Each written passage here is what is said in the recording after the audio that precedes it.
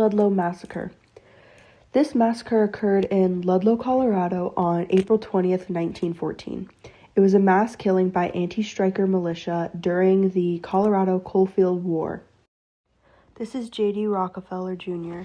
He was a major shareholder in the Colorado Fuel and Iron Company, and he testified before Congress claiming that conditions within the mines were good and had blamed the UMWA for the strike, the United Mine Workers of America.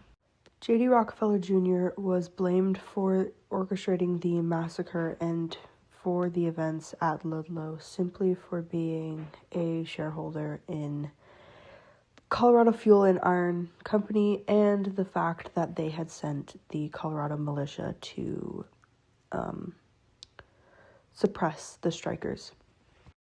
This is the tent colony where roughly 1,200 striking coal miners and families had lived.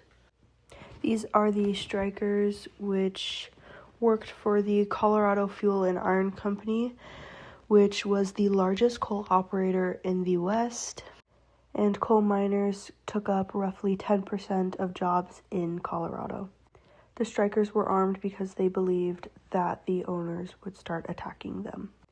These are the families of the strikers, and roughly 21 people were killed who were mostly the wives and children of the strikers.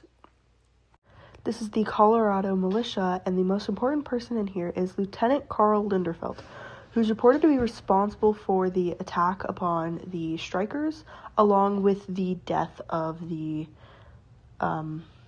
head of the strikers, Louis Tikas. This is the Baldwin Felts armored car. Baldwin Felts is a detective agency who wanted to intimidate the strikers by bringing armored cars and machine guns to intimidate the strikers.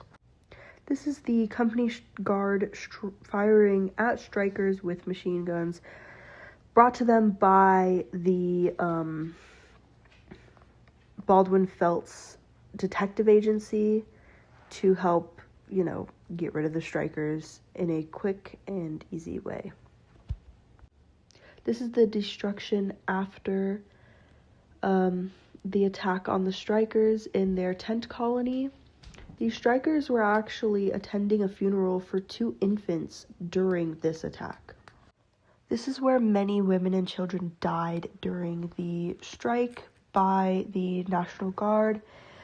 Initially, this was an underground shelter for the strikers' wives and children during the strike, but the National Guard had noticed it and set it aflame, forcing the wives and children to actually stay in the hole and die.